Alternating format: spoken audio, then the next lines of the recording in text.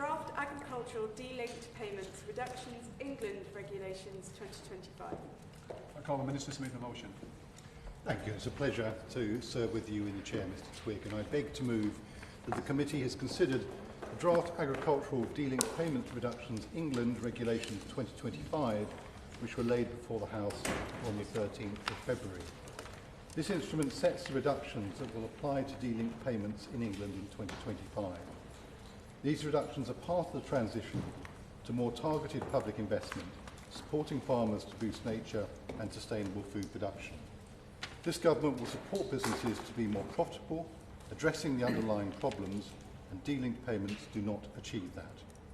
Delinked payments do not and have never offered good value for money for farmers or the taxpayer. They are part of the move away from the basic payment system that saw 50% of money go to the top 10% of farms while doing little for food production or nature. And we're now in the 5th year of the 7-year transition away from these subsidies. I suspect some of us have been in the same discussions year on year over those 5 years. The reductions to delinked payments set in this instrument were announced last October. These reductions accelerate the end of the era of payouts to large and wealthy landowners simply for owning land. Will the Minister give way? John, very happy to. I'm grateful to the Minister for giving way. According to Knight Frank's data, assuming no other income streams change, the average English LFA livestock farm, as a consequence of these changes, will see their income, their profit fall by almost half. I'm slightly concerned in the explanatory notes that no financial impact assessment has been done. Could the Minister explain why no financial impact study has been done? Minister. I'm grateful to the honourable gentleman for raising that point, and I will come to the broader points about what we're putting in place in a moment. But the reason no impact statement done is because there were impact statements done earlier in the process when this was all looked at as a consequence of the Agriculture Act, and I'm very happy to point him back to all those charts and figures that were available at the time and have been available throughout. I'm grateful to the Minister for giving way. Given that the rate of decrease has been increased substantially, does the Minister not agree that that would have a negative impact on the financial viability, that the change in the pace of the decrease of the delinked payments will make an old impact assessment unreliable? Minister. Well, he's right up to a point, but of course he's missing the point of what the agricultural transition was actually about, which is a move to environmental land management payments. The economic impact is a secondary consequence, but all those figures were there and still hold good. Chair, I need to make a point. So I should have made a point, Chair, to refer to my register of interests. So I both personally benefit from these payments. I'm also the director of a farming company which indirectly benefits from these payments. So I just want to make that absolutely clear on my register. Minister. Point of order, Mr. Chairman. Mr. Chairman, I rise to seek your guidance, as the Minister has just said that there has been no economic impact assessment that has been carried out in relation to this piece of legislation that we're considering before us. And on that basis, he noted that there had been previous impact assessments done under the Agriculture Act that came into place in the last Parliament, but that was a significant period of time ago. So I seek your guidance as to actually how can we robustly scrutinise this piece of legislation when actually the very crux of this piece of legislation is to have a negative impact on our many farming businesses, and without an economic impact assessment that has been undertaken with due regard to this, I seek your guidance as to how we can actually continue this debate without having that information before us.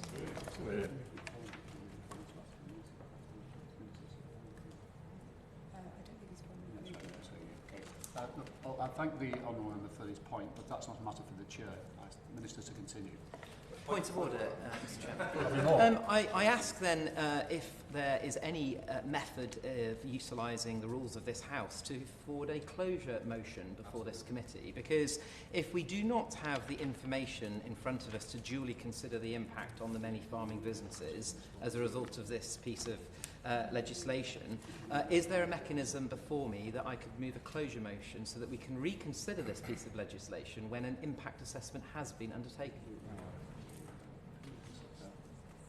So after the Minister has moved the motion. Yeah. So, as I believe is the case, once the Minister has moved the motion, you can put your motion then. He's got to move the motion first, then you can do it after he's finished. And then I'll tell you whether... Minister.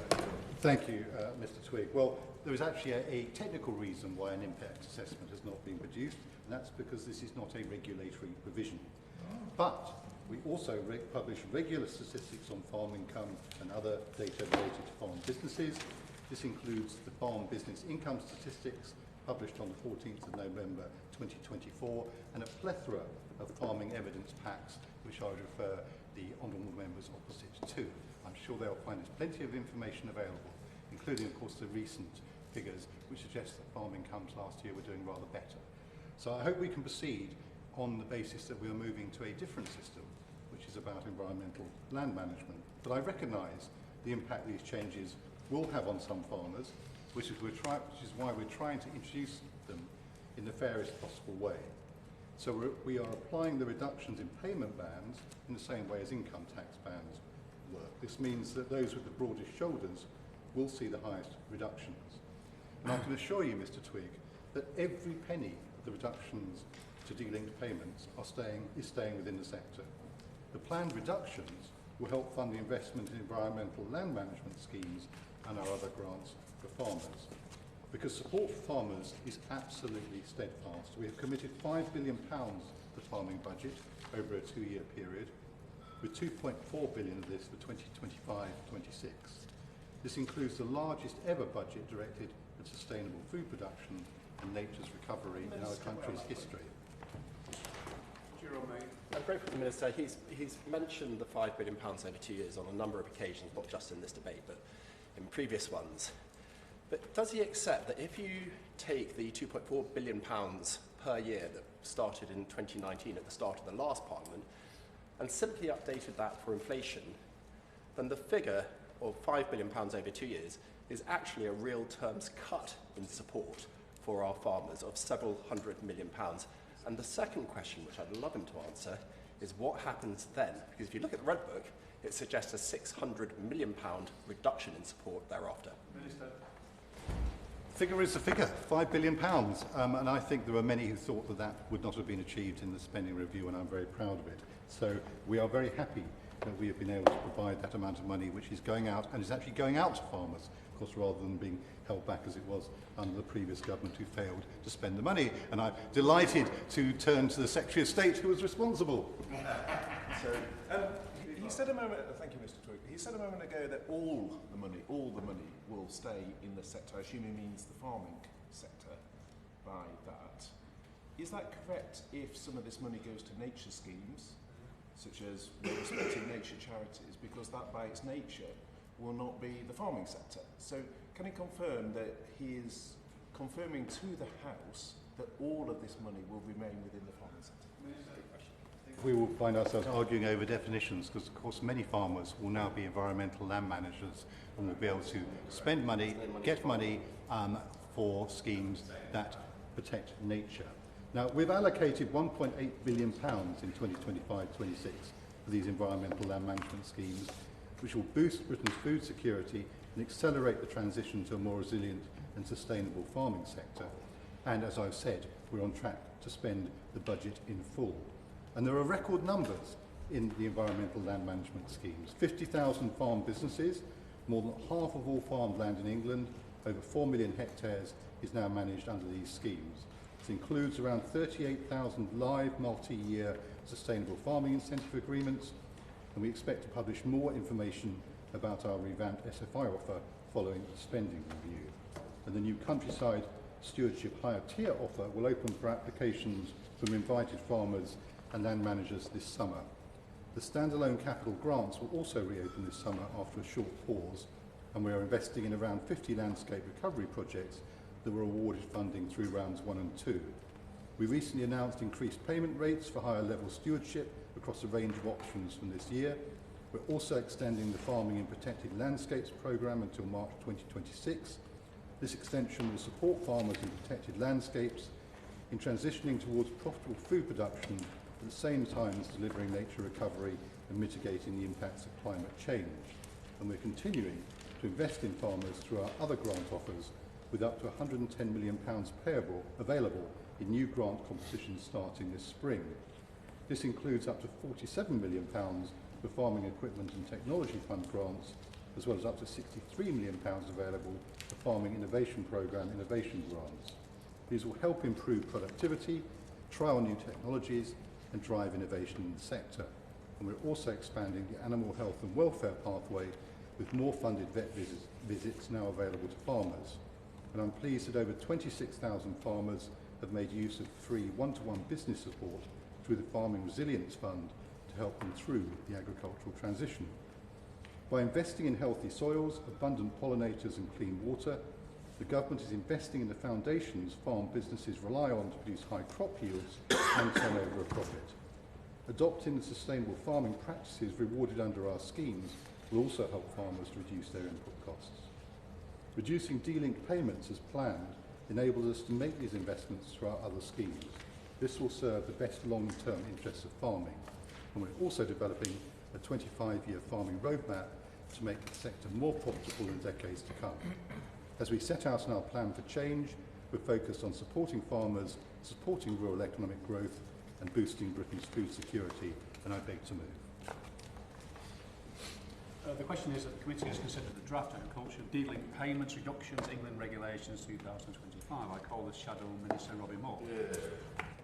Point of order. Just before I start talking, I would like to go back to the comments that I was making earlier on. With the motion now being put, I'd like to seek your guidance as to how we can consider this without any financial impact assessment having been undertaken. Well, that's a matter for the Minister to debate and with you, but not a matter for the Chair. So I would therefore like to seek clarity on whether I can move a closure motion. I'm seeking your guidance on that. So you wish to move a closure motion? Yes. Okay. I've considered what the honourable member has said and what the Minister has said.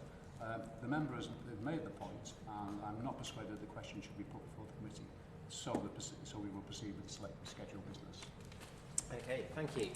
Thank you, Mr. Chairman. And as we debate this piece of delegated legislation, I would like to take us back to why we are where we are in terms of being in year 5 of the 7-year transition period, because this was a direction which was positively set out under the last administration as we moved from the Common Agricultural Policy to a transition away from the Basic Payment Scheme to schemes of the Environmental Land Management Scheme, which enabled farmers to enter into the Sustainable Farming Incentive, indeed the Countryside Stewardship Schemes and landscape recovery schemes, all aimed at inviting farmers to come forward, to put applications forward so that they would be able to make up any financial remuneration to be paid for delivering public good as a result of not therefore receiving the equivalent amount of basic payment scheme monies. And as the Minister has quite rightly indicated, we are in year 5 of a 7-year transition period. But the direction was quite rightly set under the previous administration, the Conservative administration, to do with a steady tapering down of payments that would be able to be paid through what was previously called the Basic Payment Scheme to the revised delinked payment scheme. And without any warning, without any indication before the general election, in November of this year, through a sneaked out blog on the DEFRA farming website, was an indication that dramatic reductions were going to be taking place through delinked payments without any warning being provided to our wider farming community, having dramatic impacts on all of our farming community's cash flow. The measures in this instrument will see that farmers receive a significantly less payment through their area-based payment schemes than they could have originally expected, with an anticipated reduction of 76%. For larger farms, this climbs to an even higher reduction, being classified as any farmer receiving over £30,000 will be ended. Therefore, no matter what your payment that you were anticipating to receive, no matter how big your farming business was, no matter how much land you may be farming, to be capped at £7,200.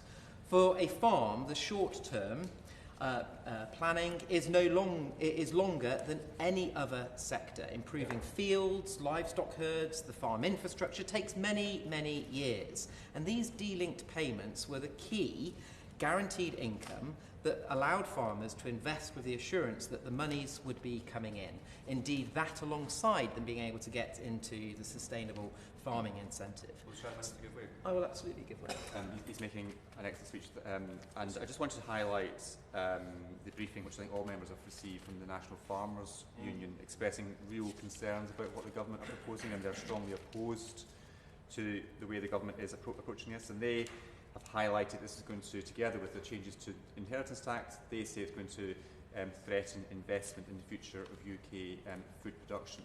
So firstly, does he share my concerns about the disregard this Labour government is showing to the NFU and farmers? And secondly, my concern about the investment in farming and our ability as a nation to produce our own food. I thank my honourable friend for his intervention, and that is absolutely why the consideration of an impact assessment is so important for us to consider this piece of legislation, because it is the collective economic impact, not only of the dramatic reduction in delinked payments, but from farmers not now being able to receive, whether it's the sustainable farming incentive, the increase in employers' national insurance, minimum wage going up, all of these increasing the amount of overheads that will be impacting our farming businesses. And the delinked payments, where farmers were absolutely looking to progress whatever plans they may have to increase the productivity of their holding or indeed their own investments over that 7-year transition period, has been dramatically reduced through a sneaked out announcement that came out in November of last year. And I will give way. We all enjoyed the emergency budget earlier on today. One of the core elements that the Chancellor of the Exchequer planted her flag on was on economic stability.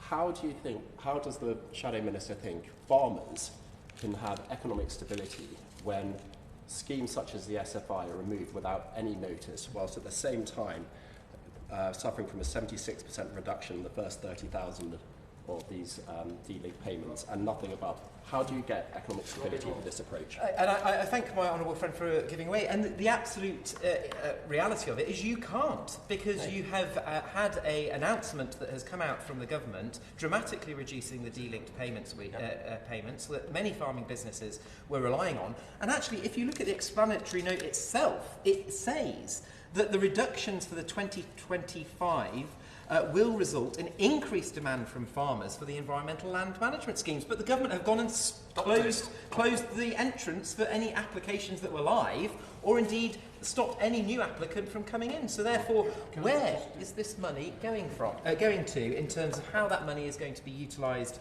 by the farming sector?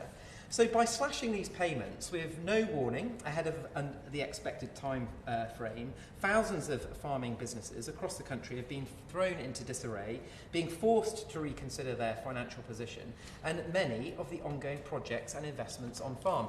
And I'll use an example in my own constituency, where I was only just this week speaking to a farming family in Stanbury in the Worth Valley, where they have experienced a dramatic reduction, with this being the 5th year of the delinked payments, going down to 7,200 from about annual payment of about £20,000, dramatically dropped, but they are locked into a higher level stewardship scheme, which they have been locked in there for a 5-year period, and they don't have the ability to now, because the government have announced that the SFI application window has closed. They can't enter a new SFI opportunity that has a higher financial payment rate to the higher level stewardship that they have been locked into. And this is just one example of many farming businesses across the country that are being negatively impacted.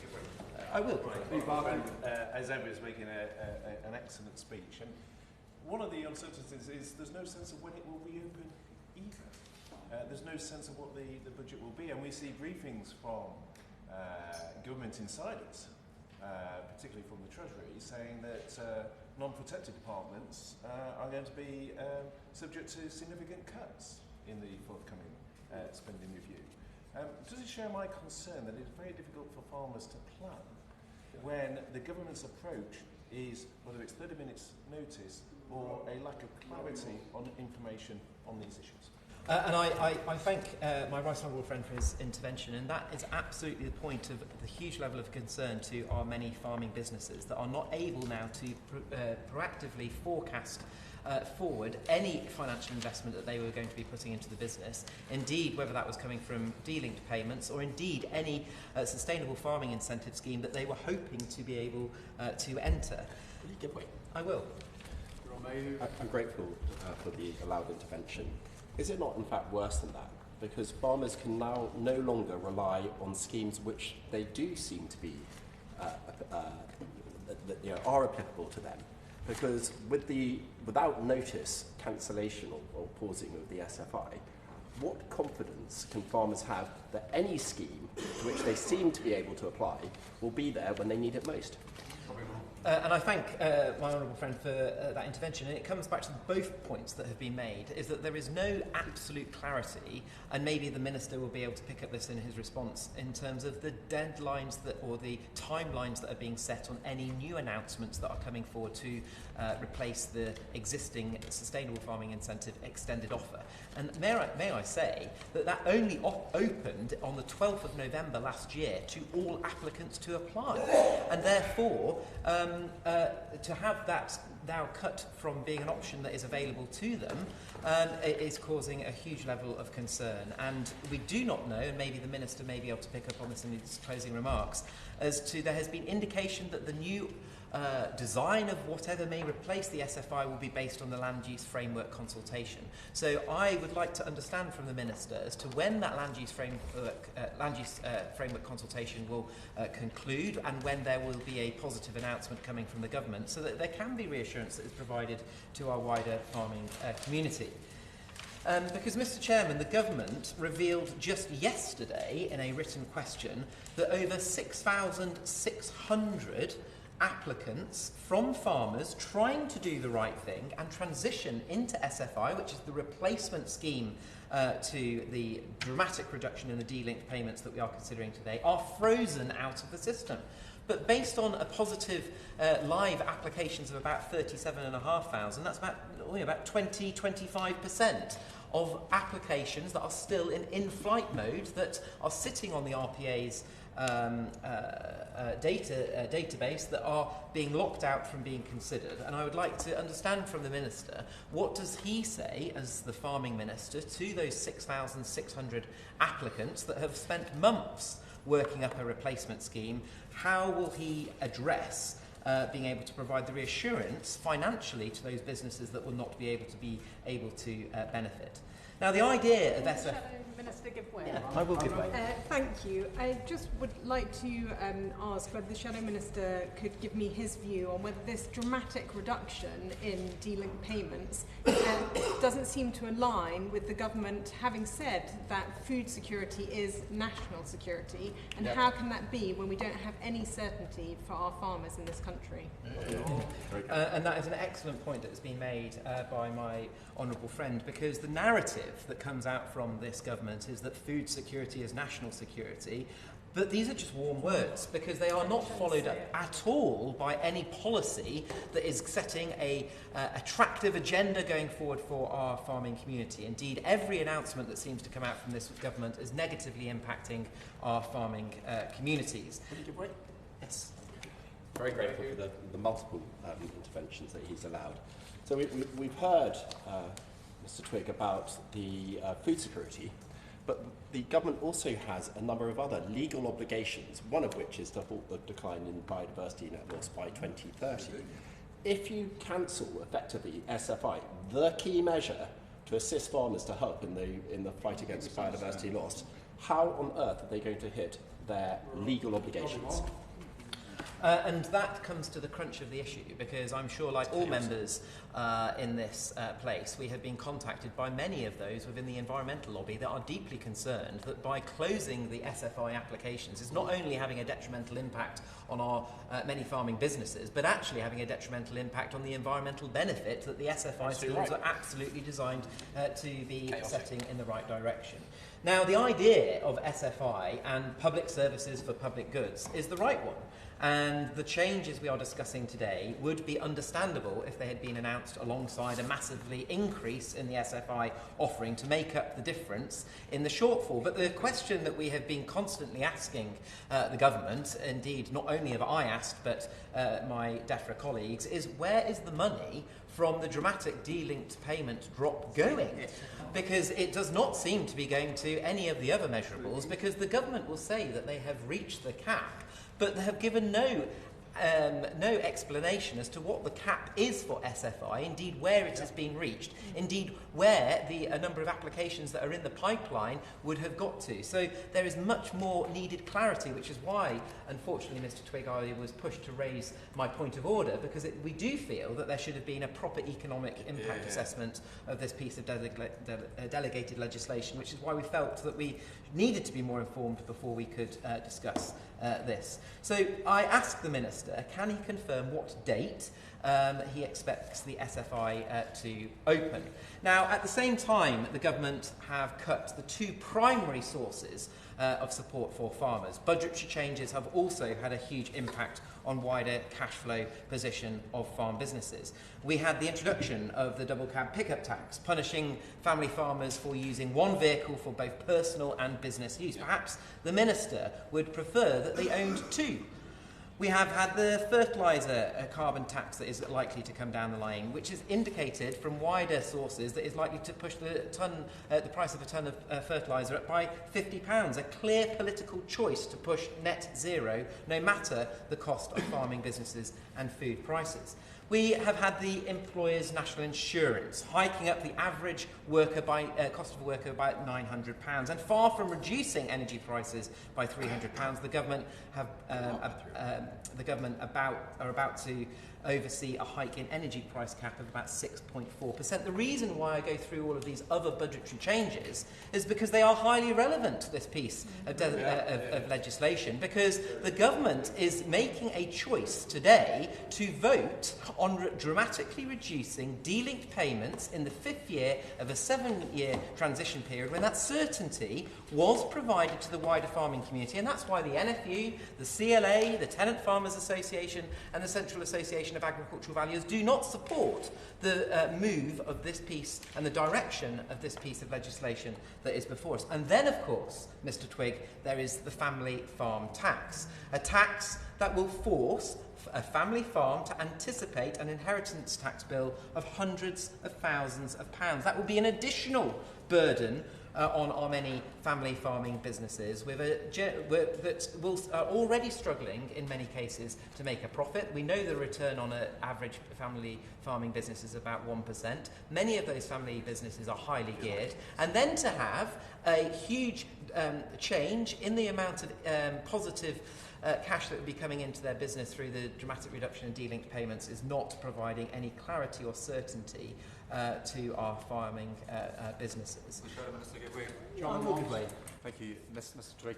I mean, I think the additional point to make is, as well as the impact it's going to make on farm businesses, its impact makes in the wider rural economy. All the other businesses within the communities that are dependent on the farm businesses spending the money in the local economy, they're also going to be impacted not just by this measure, but the inheritance tax measure and all the other terrible things this government's doing to the rural economy. Yep. And I thank my honourable friend for his intervention, and that is absolutely right, because I was only at the Yorkshire Agricultural Machinery Show just a month or so ago, speaking to many farming businesses, many of those associated with the actual farming businesses, whether it's the machinery dealers, the feed merchants. Indeed, many of them are saying to me that already their order books have dramatically reduced as a result of the collective impacts of the budgetary changes that were announced in October and November this year. So the point that has been made by my honourable friend is absolutely right, because this is the wider rural economy that has been impacted by this piece of legislation that's coming before us. I'm grateful. Just to build on that, sorry, I drove a tractor to Fakenham Racecourse about 5 or 6 weeks ago to take part in a demonstration which wasn't just farmers, but encompassed the wider rural community, including the suppliers for the farming industry. And the mood is sulphurous in relation to the government. Does he agree? I absolutely agree, and this takes me back to a point that I made to the farming minister at DEFRA Orals just last week, when I put the point to him that many of our farming businesses are deeply concerned about the collective impacts this wider budgetary changes are having. And the farming minister said to me that I need to get out more and speak to more farming businesses. Well, I can tell the farming minister that just last week I was in Nottinghamshire, I was in Lincolnshire, I was in Shropshire, Warwickshire, Staffordshire. I will. The point being that was just in 3 days of last week, and not one of those farming businesses that I spoke to agreed with the approach that the government is taking, and I will give way. One second. Just exchanges between different as well. Members up speaking, please. Steve Barker. Thank you very much. Well, it sounds like in 1 week he's seen more farms than the Secretary of State has since the general election. Because can I just draw his attention to the Farmers Guardian story that shows that suggests that the Secretary of State for DEFRA has only been to 4 farms since the general election. But on a more serious point, they also draw attention to the 84% of farmers who feel their mental health has been affected by the autumn budget, and he's correctly setting out the financial implications of changes. But does he share my concern around the mental health issues as well? I thank my right honourable friend for that intervention, and he makes a very serious point which I was going to come on to in my speech, and I will develop that thinking as we get further down. Yes. So, but the point being that if the Secretary of State has only visited a very few number of farms in the time since the general election, and then as a department, as a government, they have come to the conclusion that there is no need for a financial impact assessment, yet he has only visited it himself as the Secretary of State a handful of farms, how could he have even come to that conclusion? And that is why we want to challenge the fact that there has been no impact assessment at all on the collective negative impact that the budget will have on our many family farming businesses. So I highlight all of these because this is the collective impact that this piece of legislation that we are discussing today will have on our farming businesses, as well as the reduction in the SFI, the dramatic cuts in the capital grants that have been before us, and all of the other budgetary challenges that I have mentioned. And there are so many kitchen table conversations that I have had around the country, as I was indicating previously. And believe me, I have sat in many of them in which these concerns have been specifically raised, and the point being put to me consistently that the government keep coming out with we will support our farmers, warm words, but not doing anything at all to support our many family farming businesses. One more time, I'm grateful for the Shadow Minister for giving way. Does he not accept that what farmers right across the country are seeing at the moment is a cash flow crisis? That you can have a business which may be profitable in 1, 2, 3 or 5 years' time, but if you can't pay the bills now, you go bust. And does he accept that the cumulative actions of the government right now are putting our farms at real risk? And that is why this debate is so important, and I come back to the point that a financial assessment was absolutely crucial, because farming is like no other industry. If you're an arable farmer, you are relying on that cash coming into the business when you sell your crop. You are only then able to sell that crop once it has been harvested. You may sell it on futures, or you may retain that grain and sell it when at the appropriate time throughout the year. But the reality of it is you don't have guaranteed cash coming into your business on a regular basis like many other sectors. And that is the same whether you're a hill farmer and you're selling your lambs for meat, or whether or not you are a lowland arable farmer. The point being, these businesses are highly geared financially with the level of debt that they're carrying. They have an irregular level of income that is coming into their business.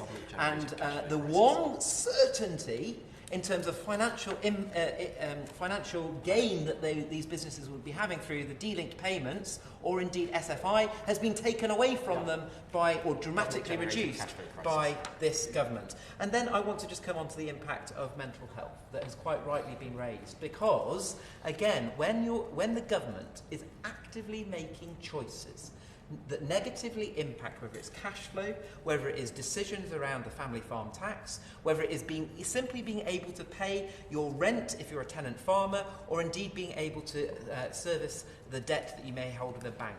These are collective decisions that have been made by this government that is forcing a negative health and well-being agenda on our many farming businesses. And therefore I do urge the government, indeed the farming minister, to get out and speak to as many farming businesses as possible, because dare I politely say, I think that he does need to pick up that and engage with it. Because again, from the dispatch box, we have asked time and time again, what data collection is the government doing in terms of that on the negative impact on our health and well-being of our farming community? We know that those that farm, it's an incredibly lonely environment. If you're lambing sheep, as that many are doing right now, in my constituency, in the moorlands, up in the Worth Valley, you're working on your own, it's incredibly lonely, and then you have all of these financial pressures that have been actively chosen to be put on you by this government. It is not a healthy state of affairs to be in as a farmer, and that's where I urge the government to reconsider this piece of legislation that is before us. And there are other considerations that I think that we need to give to this, because and that's why I want to just come on to the wider points of this this explanatory note, because it doesn't make any reference to the Internal Markets Bill. And I would like to understand whether the Minister has considered, because he as Farming Minister has taken away dramatically the impact of the delinked payments, and also made the choice to remove the sustainable farming incentive. If you are an English farmer, you are now at a very much disadvantaged position to what you would be if you were farming in Scotland or indeed farming in Wales, because the amount of public money that you would be able to receive if you are farming in Scotland or indeed Wales is now significantly different if you are farming in England. And I would like to understand from the Minister, has the Internal Markets Bill actually been, or piece of legislation actually been considered? I think it's making a very important point. When this House previously considered the Internal Market Act, we were looking at it from the expectation that different parts of the UK, different governments within the UK may be giving extra subsidy to different businesses. But the opposite, the converse, can also happen. When subsidies have been taken away, that can also affect the competitiveness of different industries. So clearly English farmers, whilst I'm a Scottish MP, I always stand up for Scottish farming, arguably English farmers with this severe reduction in their cash flow will be put at a competitive disadvantage. So I think he's making an excellent point. Thank you, Mr. Twiggan, and that's the absolute point that I want to make, because indeed this weekend I will be visiting farmers in Northumberland, and they have already contacted me to make the point that if you are farming on that border, indeed some of our farming businesses are cross-border farming operations, and they have access to much different subsidy schemes or different environmental payment schemes north of the border than they would do south of the border, and I'd like to understand whether the Minister has considered the impact on that in terms of putting everybody, no matter where you farm, on the same level playing field. Members of this House will by now be tired of me asking the Minister and this department for impact assessments, not just of the government's farming measures in isolation, but also the collective impact. Does, by taking away 76% plus of principal payments to farmers shortly after announcing the scheme designed to replace them from being frozen, have no significant impact at all, as the explanatory notes seem to provide a suggestion to they not doing that? And of course, I believe that they do, and therefore that's why I would like to understand, how has the Minister come to the conclusion in the explanatory notes that there is no impact whatsoever? Because that doesn't seem to ring true under 9.2 of the explanatory notes, where it says, impact on businesses, charities and voluntary bodies, there is no significant impact on businesses. I do not understand how that conclusion has been concluded. And it also goes on to state that, however, the reductions to delinked payments will be used to help fund other schemes, including environmental land management schemes, which offer funding streams for farmers and land managers. Well, Mr. Twigg, when the SFI has been closed, how can he then come to a conclusion that there has been no impact whatsoever? So I'd specifically like to understand that. So one question remains, Mr. Twigg, and I hope the Minister will be able to address this directly in his remarks, is that where will the money go that has been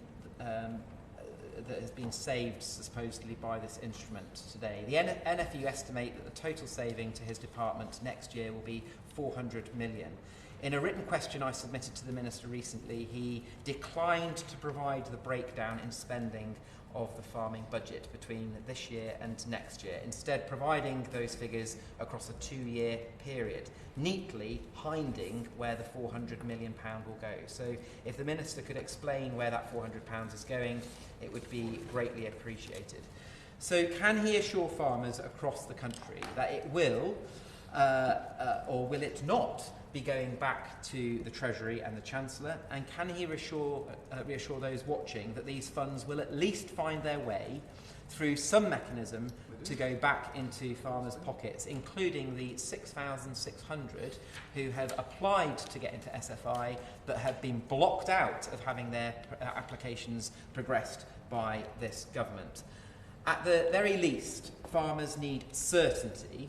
And since July last year, they have been blindsided time and time again by this government, including this piece of legislation that we are considering today. So perhaps the Minister can provide just this small reassurance in his remarks today. So to conclude, Mr. Twigg, it may come as no surprise that we will not be supporting this piece of legislation, and when it comes to the time of closing this debate, we will be pushing a vote on it so that we at least can demonstrate that this side of the House is on the side of our farming community. Too far. Twigg, it's an absolute pleasure to serve under your guidance this afternoon. For what it's worth, had we gone for a closure motion, I would have voted with my colleagues on this side of the House. There should absolutely have been an impact assessment, but it's worth bearing in mind that I could comb through Hansard to check the numbers, but on double figures numbers of times during the last Parliament, I asked the previous Farming Minister for impact assessment, in particular of the transitional changes, the reduction of BPS and their failure to introduce the new schemes in a timely fashion. What was the impact assessment on them? Answer, there came absolutely none. What I can inform the committee is that livestock farmers between 2019 and 2024 were 44% worse off in terms of incomes at the end. So the honourable member, the farming spokesperson for the Conservative Party, can visit as many farms as he like, and I hope the Minister also visits many farms. Every last one of them will be poorer because of the actions of the last Conservative government. It's important that we have that on the record, because the reality is, I think all of us, all parties in this place, certainly the parties represented in this committee room today, signed up to ELMS and to the principle of public money for public goods. That's a good thing, that's the right principle. But the whole process, the transition, has been marked by two very clear things. One, the absolute clear precision on time reduction of the old scheme, of the old money, and a failure to get people into the new schemes. And that, of course, is the case under this government also. But the conversations that we've had in this SI, we've had in the previous government with Mark Spencer, the former farming minister, saying the exact opposite of what the Conservative spokesperson has said today. That transition and that failure of the transition between 2019 and 2024 led to a £200 million underspend. Bearing in mind, we talked about the sum of money, and it's correctly been referenced that the government is always talking about £5 billion over 2 years. My maths isn't brilliant, but I reckon that's £2.5 billion a year, right? So that's 100 million more than was before, and that is a good thing, because we worried ahead of the budget last autumn that the underspend of the previous Conservative government, that the new Labour government would bake in the consequences of the Tories' incompetence. It didn't do that, but it is right, it's been mentioned by more than one occasion on this side of the House, that of course freezing the budget at 2.4 billion, which is what it was at the point we left the EU early 2020, is hardly a great achievement. But of course inflation took place all the way through the years of the Conservative government, and if they were serious about this transition being funded properly, it would have been more than 2.4 billion at the point that the Labour government came into power. Inflation has been huge, especially in the farming industry over those 5 years when it comes to feed costs, fertiliser, fuel and so many other things, energy costs as well. So it barely washes its face. And so we are left in this situation. We also know that I don't quite buy the Conservatives' references to before and indeed since of today's financial statement as an emergency budget. If it was an emergency budget, it would have said something. So I think she could have had the day off, bless her, because very little was in it. But one of the few things that was in the statement today of any impact potentially was the potential day-to-day budget savings for various departments, including DEFRA. I reckon that's about 200 million on a budget of which Elms makes up 40-45%. So a pro rata cut in day-to-day spending would mean we would see the 2.5 billion shaved potentially, and it'd be good to hear from the Minister if that is or is not the case. One of the real problems of the transition, and the reasons why I am angry about the situation we find ourselves in on behalf of the farmers I represent in Westmorland and Lonsdale, but across the whole of the United Kingdom, especially England, specifically affected by this, is that the entry to the new schemes has been crudely marked by those who are larger, the larger landowners, corporates, and those who have the wherewithal either to have land agents or to be a farm big enough to allow one of the farmers to spend time off farm in order to negotiate with Natural England, Rural Payments Agency and DEFRA. Those people are inside the schemes.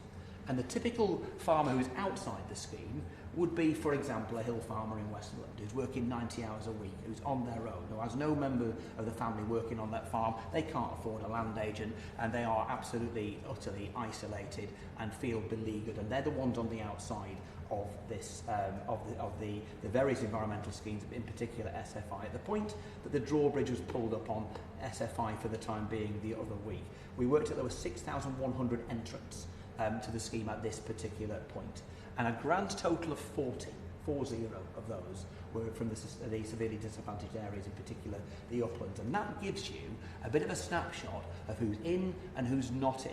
And when the Minister defended the government's decision on the SFI closure a few weeks ago, he made some points which were right, but they were the wrong conclusions. He said, of course, this was first come, first served, and therefore the big landowners typically were on the inside, and the smaller businesses were the ones on the outside. But that's not a good reason to pull the drawbridge, just at the point that the smaller farmers were about to cross into the moat, over the moat and into the castle, so to speak. And the consequence of all this, in particular, and these are DEFRA's own figures, that as things stand, at the end of the transition, which is just 2 years away now, the average upland farmer, no, not just upland, the average severely disadvantaged area farmer will be on 55% of the minimum wage, which is an absolute outrage. And by the way, those who are owner-occupiers will also be in a situation where they could be, like in my neck of the woods, sitting on an asset that's technically worth £2 or £3 million and going to be clobbered with a family farm tax as well. So the consequences, so these are people on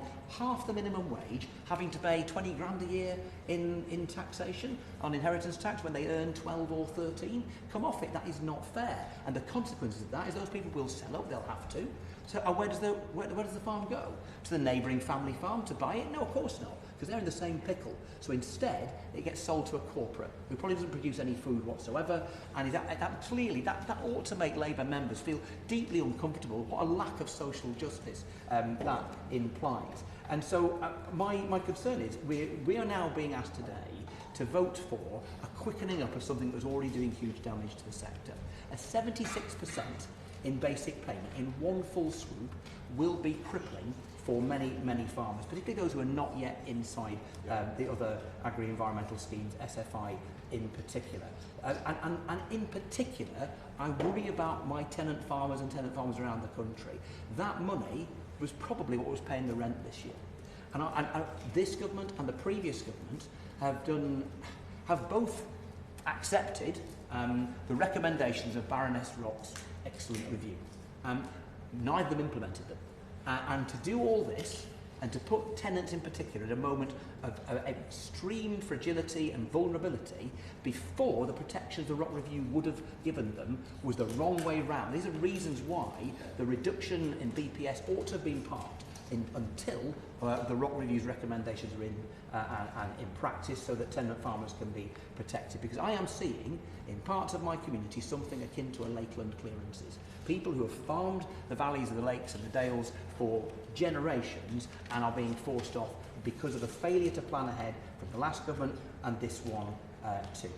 I also agree from sources I have seen, NFU clearly have had the same sources as me, that we reckon a 400 million shortfall and underspend based on what we know about the 76% cut in BPS and the failure to roll out the agri-environmental schemes more comprehensively. And all this builds a picture which is deeply troubling. So DEFRA officials spoke at the EFRA Select Committee a few weeks ago, chaired by my right honourable friend, the member for Orkney and Shetland.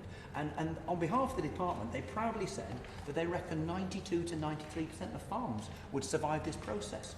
I beg your pardon? That means DEFRA appear to be counting on 7 to 8% of farms not surviving. I can tell you the kind of places where they won't be surviving, and it's places like the lakes and the dales, and that is outrageous. What this all boils down to, though, there is a deep injustice, but it's foolish as well. At a time when we now know that the UK is in a very, very dicey situation internationally, for us to do anything that undermines our food security is incredibly stupid, as well as unjust. And I see the consequences of this move being something which will cause and is causing huge hardship. It's worth saying that if you look at the kind of people who are going to suffer the most, they are people in the uplands and in the SDA, and it seems to me Britain's poorest farmers in Britain's prettiest places are the ones who will take the hit. And the consequence on our ability to feed ourselves, only 55% of the food we eat in this country is produced in this country. That is nowhere near enough. It needs to be at least 20% higher. But these are the farmers who care for our environment, our landscape. The Lake District is a World Heritage Site status. That could be at risk if we don't care for it properly. But I'm also seeing the consequences of a lack of trust in the government's transition, the previous government and this one now, leading to farmers taking the exact opposite decisions to the one the government wants them to take. So when I spoke to a group of farmers in Penrith from my constituency and elsewhere in Cumbria just a week and a half ago, the overwhelming sense of that meeting was anger, but actually more than that, a sense of just disillusion with the whole system. So what are those farmers going to do? They're going to opt out of environmental schemes altogether. They'll think, do you know what? Maybe I can pay the rent better if I just quadruple my livestock, and I may undo all the good work that my mum and dad have done for decades beforehand and their parents before them when it comes to environmental issues, all because they have lost trust in the system because of this. And a final word from me on this, because all of that, as has been mentioned by other members quite rightly so far, has a huge impact on the well-being and the mental health of these folks. Typically, farmers are, certainly in my area, one-person bands, farming in an isolated scenario and in a position where they are, let's say, the 5th, 6th, 7th generation to farm that valley and that community. And they find themselves staring down the barrel of them being the ones to lose the family farm. It is not their fault, but they will believe it is their fault. And you know what that is going to do to people in those extreme circumstances. So I also will vote against this for all the reasons that have been set out. There is a way forward for farmers if this country, if this government takes food security seriously and seeks to deliver public money for public goods, as was promised at the beginning of this process. Thank you, Mr. Twigg. I just wanted to take a few moments to speak on what is yet another attack on our farming community by this government. Absolutely. The decision to punish and penalise farmers to reduce Delinked payments received by farmers from April 2025 will have a hugely detrimental impact on the farming community in my constituency of Chester South and Eddisbury, and indeed across the country. Delinked payments are an important transitional mechanism to new schemes and are an important income stream in themselves. In accelerating the reduction in Delinked payment rates, along with, as we've already heard, the changes to agricultural property relief, the unreasonably abrupt halting of all future SFI applications with immediate effect, not with the 6 weeks notice that farmers were led to believe they would be given, along with an ever-increasing cost of running a farming operation, from the cost of equipment to supplies. We must ask the government, when are they going to give farmers a break? And this is the message that I hear when I speak to farmers in Cheshire. They have no confidence in this government or its management of the economic conditions to farm. There is a genuine, deep concern among farmers that their livelihoods are unsustainable under this current government. Unsustainable. That I will give way. She's making a first-class speech standing up for her constituents in Cheshire. But is she aware of the CBI forecast that said that because of Labour's rural and farming policies, it's set to cut turnover, jobs and investment across Britain? And further, based on the CBI forecast, family farms will shrink by 9% and cut staff by nearly 9% as well. Does she agree with me this is a real concern? I thank my honourable friend for that excellent intervention. This is an attack on family farmers, but also on rural communities and all the businesses that rely on these farmers to keep our rural communities going. And as I said, unsustainable. That should stop us all in our tracks and make us think of the impact of a country without farming. The cash flow challenges, as we've heard, that face farmers are well known. If we remove another layer of support that has been provided to farmers, as we're debating today, the negative consequences will only continue to grow. The government will be putting our food security at further risk. The stewardship of our countryside to detriment and the personal impact on farmers will be significant. And ultimately, Mr. Twigg, that is what this comes down to. This is not just about figures. This is about people. This is another economic burden that will be felt by farmers, and the stress and uncertainty that they have been put under by this government is taking its toll. I can assure the Minister of that. So I just want really to conclude my remarks with the same message I've asked the government to heed on numerous occasions, whether it be in the House, in Westminster Hall debates or in meetings. Please consider the real impact of this relentless attack on the people that provide our food, care for our countryside and maintain our rural economies. There is so much to do to reverse the damage that's been done to our farming communities since July, but we can start with what we are debating here today. Thank you. Well, thank you, Mr. Twigg. And can I praise you for your forbearance? I thought you might move a closer motion yourself at one point, because we have strayed a long way from the Delinked payments. In fact, we seem to be back in the general farming debate of a couple of weeks ago. And I have to say, I'm astonished by the members opposite and their complete lack of understanding of their own policies. I remember sitting exactly in that seat 5 years ago discussing the Agriculture Act. Indeed, I raised some of the points that the Shadow Minister raised himself. But we are on a transition from a scheme before, which paid out to everybody, the Common Agricultural Policy, the 80,000 scheme. We've moved to a different scheme. It was always the case that some people would not get the money. I just want to clarify the point, and I thank the Minister for giving way, that we did not indicate dropping the Delinked payments at the speed in which you are doing, which the government is doing in the 5th year of the 7th year of transition. That is the clear difference and the reason that we are specifically debating this piece of legislation today.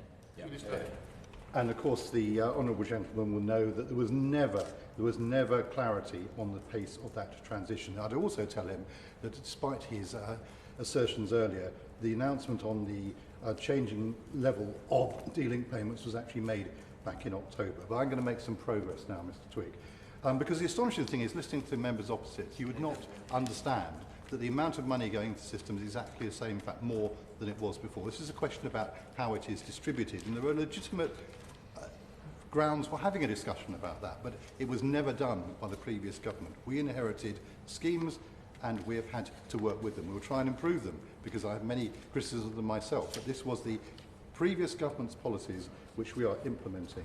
And in fact, they actually should be quite proud of some of the successes, because we now have 37,900, maybe 38,000 people in SFI. What we inherited initially was a situation where it was undersubscribed. It's now oversubscribed. that is a success. The question for the future is how we can find ways of bringing more people into it. But the party opposite needs to understand, once you've spent the budget, it's spent. You can't keep spending it time after time. It's a basic principle they didn't seem to understand when they're in government in general, and they're illustrating it again today. And I'm actually interested as to whether they understand the consequences of voting against this piece of legislation today, because I can tell them what they are. Just on his point about the SFI and saying when it's spent, I'm just wondering when the Minister knew that that SFI budget had been spent in full, and how long before he actually made the announcements to farmers without giving them the 6 weeks notice that had been promised, minimum notice. I said in Chamber the other day, this was perfectly obviously going to happen from the moment we introduced these new schemes. So I knew about this would happen at some point 5 years ago. We monitor the schemes on a regular basis, and the closure was decided a few weeks ago when it reached that limit. But I want to bring the members here. No, I'm not going to take any further interventions, because they need to understand what the consequences of voting against today are. Because without this statutory instrument, the agricultural transition effectively goes into reverse. No reductions at all would be applied to the payments, and it wouldn't go back to levels as they were at 2024. It would actually mean they go back to 2020 subsidy levels. So honourable members need to think carefully what they're voting for, because without this, the spend on delinked payments in 25-26 would increase to £1.8 billion, leaving a £1.5 billion shortfall in the farming budget. So honourable members opposite need to think carefully. They can vote against this, which demonstrates their complete financial irresponsibility, ties them exactly back into the kind of approach they took in the last Parliament, or they can be grown up and actually understand the consequences of their actions. But I can guess what they're going to do. I will give way. So, would he give me and I'm happy to have it in writing later on if he can't do it now, but what is the saving to DEFRA of the 76% cut in basic payment? Because the idea that this is financially literate would only add up if he wasn't doing that, but he's clearly created a saving, and by closing SFI when he did, he's clearly not spending that saving. So how much is it? Is the NFU right to say it's 400 million? The overall amount of money is, as we said, £5 billion over the 2 years. The money is going out. I had a decision to make back in October as to whether I could maintain the delinked payment levels at a higher level or put the money into SFI. And I unashamedly are following the path that the previous government set out on wanting an agricultural transition to a better farming system. It appears that the members opposite hark back to a system which I think most of us thought was completely discredited. Now, I was also asked about the impact assessments and what assessments we've made. Now, average farm business income is forecast to have risen for all farm types in 24-25, with the exception of cereal farms.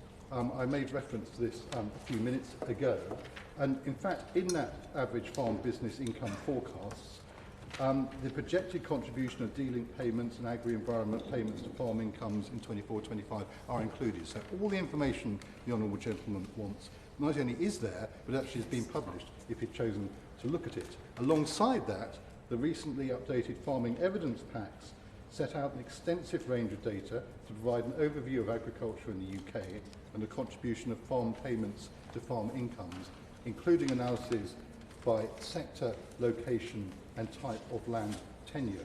So, Mr Twigg, my sense is that all this information is available. It's just that the honourable members opposite don't want to hear it. No, I'm going to conclude now, because delinked payments are not the answer to the long-term challenges faced by farmers, despite the hankering after them from the other side. This government will not shy away from making the right and tough decisions to help build a profitable and sustainable farming sector and to deliver Britain's food security. The reductions in those 2025 delinked payments are necessary so we can fund our committed and planned spend under our other farming schemes which support sustainable food production exactly as I have laid out, including meeting the unprecedented demand for capital grants, which will be reopening in a few months' time. Now, the money released from the reductions to delinked payments is being fully reinvested through our other schemes. The point is reiterated, every penny staying within the sector. So this instrument, Mr Twigg, is the essential next step as we continue to move away from the failed, untargeted payments of the past. It enables us to invest in the long-term future of farming while delivering for nature, and I commend these regulations to the committee. The question is that the committee has considered the draft agricultural delinked payments reductions England regulations 2025. As many of that opinion say aye. Aye. On the contrary, no. No. Division. Division 11. Are the whip content to have the doors closed? Full knowledge. Full knowledge of it. Steve Barclay. No. Danny Beals. Afra Brander. No. Irene Campbell. Tim Farron. No. Sally Jameson. Warren Duchess. Aye. Laura Kirk-Smith. Jerome Mayhew. No. Perrin Moon. Aye. Robbie Moore. No. Katrina Murray. Aye. Jeff Smith. Aye. Kenneth Stevenson. Aye. Daniel Syke. Aye. You missed Jonathan Hinder. Pardon? You missed one. Jonathan Hinder. Oh, I'm so sorry. Jonathan Hinder. Thank you. Aye.